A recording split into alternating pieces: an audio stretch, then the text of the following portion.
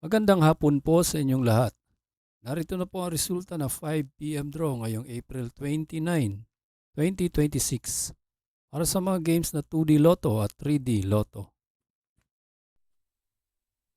Kung bago ka pa lang sa aking channel, pwede kang mag-like, share, at subscribe para updated kayo sa mga PCSO lottery results araw-araw. Para sa 5 p.m. draw ng 2D Lotto, 12 and 16 in exact order.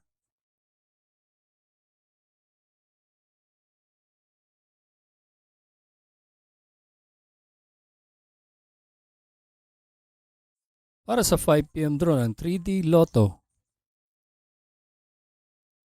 7, 8, and 2 in exact order.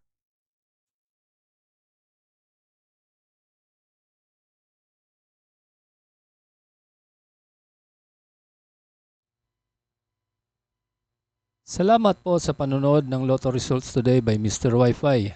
Good luck at maglaro ng responsable. Huwag kalimutang mag-like, share at subscribe. Hanggang sa muli, paalam po sa inyong lahat.